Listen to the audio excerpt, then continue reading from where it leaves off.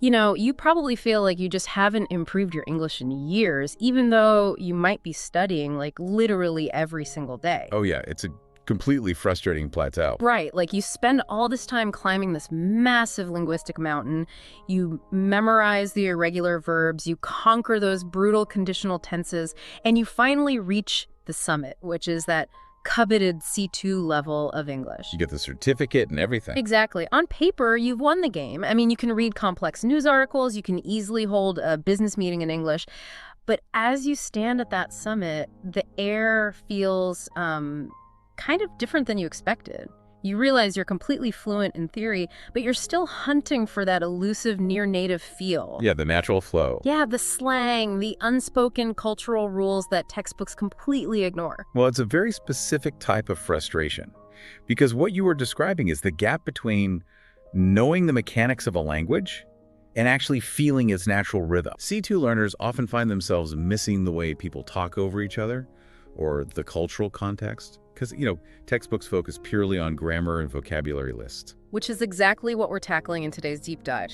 We're going to decode how you can use mainstream entertainment to shortcut your way to that true natural fluency. It's a great talk. It really is. Today, we're pulling from a fascinating syllabus designed by the YouTube channel Learn English Lab. They've put together this highly curated curriculum of TV series and audiobooks, all specifically chosen to push your brain past that C2 plateau. And the underlying philosophy here is just crucial. Once you reach advanced fluency, drilling more grammar rules actually provides diminishing returns. Like you hit a wall. Exactly. True fluency at this stage requires implicit cultural understanding, repeated exposure to the same characters over dozens of hours of media. It literally wires your brain differently. Yeah, it helps you internalize the rhythm and the intonation almost effortlessly. So instead of translating sentences in your head, you begin to anticipate the natural patterns of native speech. Okay, so let's figure out how to actually execute this blueprint. Before we start breaking down specific shows and audiobooks, we have to establish the method. Because, pressing play on Netflix and completely spacing out on your couch for 3 hours is not a language acquisition strategy. Definitely not. You don't just magically absorb fluency through osmosis, right? No, you really don't. You need a deliberate approach. The methodology from the source breaks this down into two distinct modes of consumption. So passive listening and active listening. Okay. And they serve completely different cognitive functions. Passive listening is about creating an immersive environment. Like background noise. Yeah, exactly. You have the media playing while you're doing chores, walking the dog, or commuting. You're not hanging on every single word. The goal there is to train your subconscious to recognize the cadence, the emotional tone, and the musicality of the language. I like to think of passive listening as kind of marinating in the language. You're letting the sounds and the rhythms soak in without actually analyzing the ingredients. That's a great analogy. But passive listening alone won't fix your vocabulary gaps. That requires active listening. So if passive listening is marinating, active listening is sharpening the knife. Oh, for sure. And sharpening the knife requires laser focus. Active listening is an intense cognitive workout. Right. This involves sitting down, perhaps following along with a transcript or subtitles in English, and really interrogating the language. Asking questions about it. Yeah, like, why did the actor use that specific phrasing? How did their breath or tone change the meaning of the sentence? Or, what grammatical structure did they use to pivot the conversation? See, here's where I always get tripped up with active listening, though. Let's say I'm doing a deep dive into an episode, and I hit a vocabulary word. I don't know. If I have to pause the video every 15 seconds to open a dictionary app, I am going to absolutely hate the show. Oh, it ruins it. It completely destroys the momentum of the story. Which is why relying heavily on a dictionary during active listening is a huge mistake. The strategy here is to play a context clue detective game. Okay, how does that work? Well, when you encounter a new word, look at the environment. What is the character's body language? What is the emotional temperature of the scene? Right, the nonverbal stuff. Exactly. If a character throws a glass at the wall and screams, "You're despicable," you don't need a dictionary to know that despicable is an insult. Yeah, you're extracting the meaning from the surrounding architecture of the scene. Precisely. You prioritize the flow of the narrative over a flawless translation. Now, if a word seems absolutely central to the plot, Or if you keep hearing it repeated across multiple episodes, then you can jot it down to review later. That makes sense.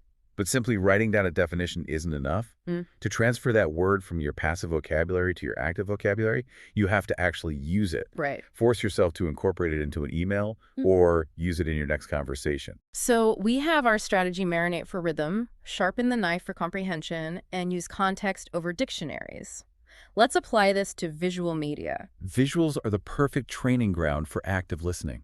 Because you have so many nonverbal clues, right? So the syllabus starts with shows that teach the mechanics of complex conversation. And the first recommendation is a heavy hitter for high-level rhetoric, which is The West Wing. The West Wing is notoriously intimidating for non-native speakers, and frankly for a lot of native speakers as well. Oh. Characters walk rapidly down hallways, talking over each other at just a blistering pace, firing off dense political jargon. It's packed with terms like filibuster, veto, and bipartisan caucus. And just to be clear for our listeners, we're not endorsing any of the political viewpoints in the show. We're just looking at the mechanics of the language here. But I assume the recommendation isn't just so listeners can learn how a bill becomes a law in the U.S. No, not at all. The political vocabulary is completely secondary. The real value for an advanced learner is watching a masterclass in how language is used to persuade and outmaneuver opponents. It's basically an exploration of argument structures. Yes. Yeah. You are watching highly educated characters use words as weapons and shields. They deflect questions, they reframe narratives, and they use incredibly precise grammar to trap each other in logical corners. And the specific recommendation here from the source is Season 2, an episode called Two Cathedrals. It is emotionally intense and linguistically complex. If you can track the argument structures in this show, you can hold your own in any high-stakes corporate meeting. For sure. But I will say, this is an active listening workout. Use the pause button, rewind, listen to how a character emphasizes a specific syllable to undermine someone else's point. It really forces your brain to process English at a much higher speed. Yeah. So let's pivot from the intense halls of power to something that feels a bit more grounded in everyday reality. The syllabus highlights the 90s sitcom Friends. I have to admit, I'm a little skeptical of this one. Is a 30-year-old sitcom about people hanging out in a coffee shop really a valuable tool for a C2 learner? It feels way too simplistic. Like, how does studying Chandler Bing help me in a modern professional setting? Well, you aren't studying the jokes. You are studying the conversational connective tissue. Friends is incredibly valuable, precisely because it mirrors the chaotic rhythm of natural, unstructured dialogue. Advanced learners often struggle with how to interrupt someone politely or how to seamlessly transition a topic. This show is a textbook on the phrasal verbs and filler words native speakers use to navigate those awkward social moments. I see. So it's the mechanics of a casual group dynamic. Yeah, and beyond the mechanics, it illustrates how vocabulary reflects personality. Think about how distinctly these characters speak. Chandler's language relies entirely on sarcasm. Right. Which requires very specific intonation to land correctly. Monica uses rigid, precise, and highly organized vocabulary. And Phoebe's word choices are eccentric and totally unpredictable. That's really interesting. By analyzing their dialogue, you learn how to inject your own distinct personality into your English, rather than just speaking in grammatically correct textbook sentences. You're learning how to develop a voice. Exactly. The recommended starting point is the Season 4 episode, The One with the Embryos, because the dialogue is incredibly fast and relies heavily on the characters knowing each other's quirks. So, okay, we've looked at the rhetoric of politics and the rhythm of friendship.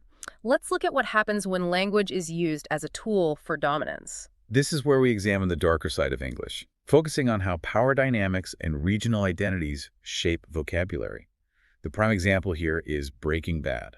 Setting a show in Albuquerque, New Mexico immediately introduces a different auditory landscape. You have regional American accents, the integration of Spanish, and the specific cadence of the American Southwest. It's very specific sound. But the linguistic evolution of the main character, Walter White, is what makes this a required study for advanced learners. Oh, it's a brilliant linguistic study. In Season 1, Walter White is a high school chemistry teacher. His speech is pedantic, formal, hesitant, and relies on complex, multisyllabic academic words. He sounds like a textbook. Right. And his former student, Jesse Pinkman, speaks in entirely informal street slang. He is loose and disorganized in his speech. But as Walter descends into the criminal underworld and gains power, his entire vocabulary shifts. He drops the pedantic academic language. He weaponizes informality. Wow, weaponizes informality. Yeah, as Walter becomes more ruthless, he intentionally adopts Jesse's slang and cadence. He realizes that short, direct, informal sentences carry more weight when you are trying to intimidate someone. That's chilling. It is. He uses language to assert dominance by invading Jesse's linguistic territory. It's a masterclass in how a speaker can alter their register, the level of formality they use, to completely shift the power dynamic in a room. And the ultimate example of this is the season 5 episode Ozymandias. It is heavy, but it shows you the devastating impact of short, direct English. Now, if we cross the Atlantic, we see power dynamics play out completely differently in British English. Let's look at Sherlock versus The Crown. So Sherlock uses pacing as power. Benedict Cumberbatch delivers these rapid-fire, hyper-articulate deductions. He talks so fast. He dominates a room by speaking so quickly and with such complex vocabulary that literally no one else can intellectually keep up. He creates a linguistic wall. Right. And this is balanced by Martin Freeman's character, Watson, who uses grounded, relatable, everyman English to anchor the scene. The episode A Study in Pink is perfect for watching that dynamic unfold. But then you look at The Crown, and the power dynamic is totally inverted. Power isn't about speaking the fastest. It's about speaking the most deliberately. The Crown is an exploration of linguistic hierarchy and protocol. The power in those scenes often comes from silence, and from the incredibly precise, elevated vocabulary used when addressing the monarchy. Notice how characters completely change their word choices depending on their proximity to Queen Elizabeth. And you watch the Queen herself evolve, too. In the early episodes, like Season 1's Hyde Park Corner, her language is slightly hesitant. She is searching for the right words. Yeah, she's unsure. But as she solidifies her power over the seasons, her speech patterns become absolute. She stops asking questions and starts making statements. And this teaches a C2 learner adaptability. Fluency requires knowing the unwritten rules of the room you are standing in. You cannot speak to a CEO the same way you speak to a vendor, and The Crown exaggerates that necessity for dramatic effect. So we have the rigid linguistic hierarchy of the British monarchy. But what happens when that hierarchy is hidden behind a slick, mid-century corporate veneer? Ah, Mad Men. Exactly. That brings us to Mad Men. The season 1 finale, The Wheel, is essential watching for understanding the elegant, sophisticated manipulation of 1960s advertising. They sell concepts using highly emotional yet tightly controlled language. It's fascinating. And if we move from historical manipulation to the future, the syllabus suggests Black Mirror. Because technology invents entirely new social rules, and with those rules comes new jargon. The episode Nosedive is a brilliant, terrifying look at how we sanitize our language for social media approval. Oh, it's so unsettling. It's packed with passive-aggressive, overly cheerful tech speak. Finally, for the ultimate everyday corporate hierarchy, we have the U.S. version of The Office. Yes. The cringe comedy in the season 4 episode Dinner Party is legendary. But beyond the awkwardness, it's a study in corporate jargon and the natural hesitations, pauses, and overlapping speech of people trapped in a room together trying to navigate unwritten social rules. It's just brilliant for learning how to survive an awkward office environment in English. Okay, so all of these visual shows provide an incredible framework. You have facial expressions, settings, and costumes to help you guess what the words mean. Which begs the question, what happens to your brain when we turn the screen off? Exactly. The final part of this deep dive shifts away from television entirely.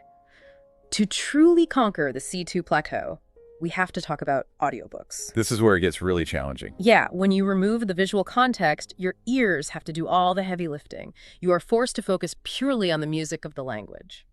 And that concept, the music of the language, is known as intonation. Yeah. Advanced learners often have flawless grammar, but sound slightly unnatural because their intonation is flat. Right.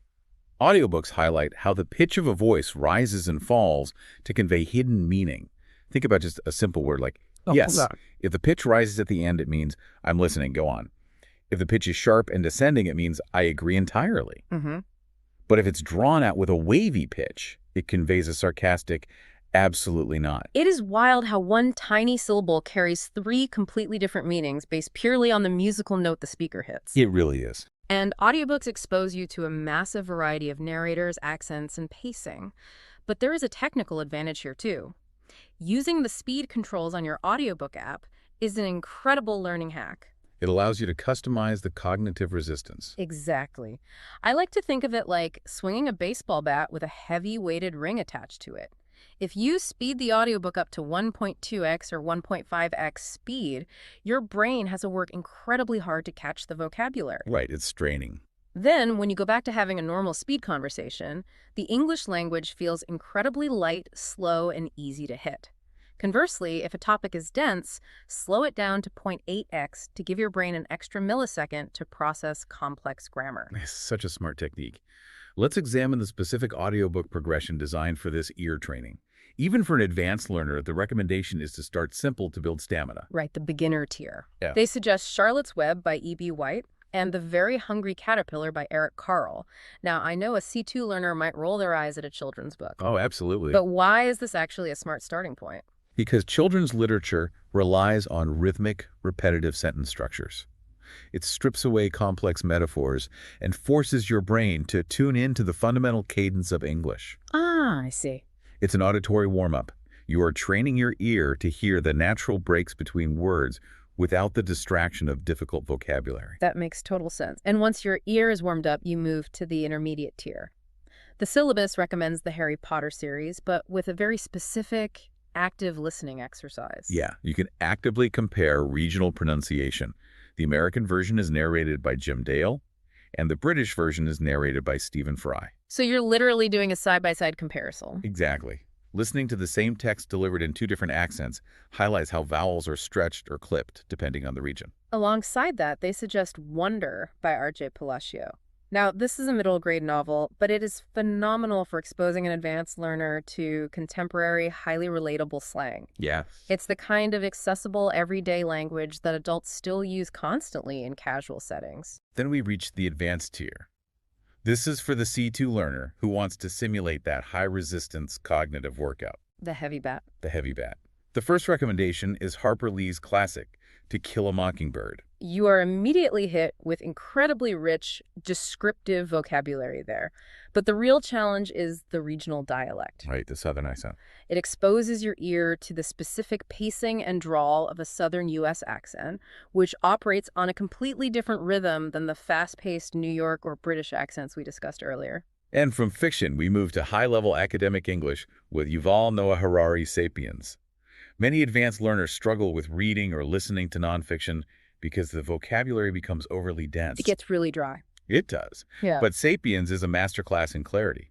It takes massive, complex, historical, and scientific concepts and distills them into sharp, digestible sentences.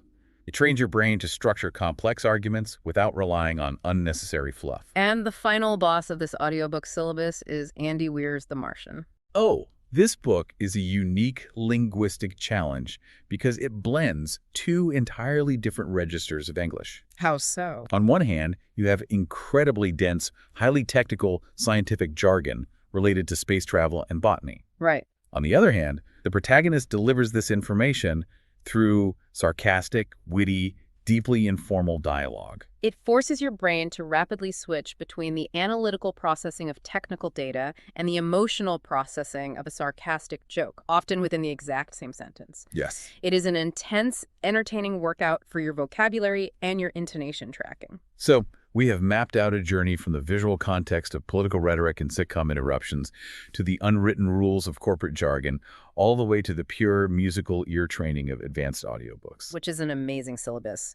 What this ultimately reveals is that conquering the final stretch of the C2 mountain isn't about staring at a textbook until your eyes cross. True fluency is found in the joy of the media you consume. The goal is to find the genres that genuinely hook you. I mean, if you don't care about politics, skip The West Wing. Find a show that makes you want to keep watching. Marinate in the passive background noise to build your rhythm, and then sharpen the knife with active, focused analysis of the arguments and the intonation. Let the characters train your ear to the natural music of the language. And as you embark on this kind of immersive learning, I want to leave you with one final psychological reality to consider. We explored how Walter White unknowingly adopted the street slang of Jesse Pinkman simply because they spent so much time together in high-stress situations. Right. The human brain is fundamentally an imitation machine. We subconsciously absorb the speech patterns, the catchphrases, and the cadences of the people and the fictional characters we spend hours listening to. We echo what we absorb. Precisely. Yeah. So consider this. Who is the fictional character currently shaping your English inner monologue right now? without you even realizing it. Wh- When you process a thought in English, whose rhythm are you actually using? Choose your media carefully. The characters you binge watch today become the voice you speak with tomorrow. You are what you binge watch. I love that. When you're standing on that summit trying to find your natural fluency, make sure you are breathing in the right air. Keep listening, keep analyzing the mechanics of the language around you, and most importantly, keep enjoying the story.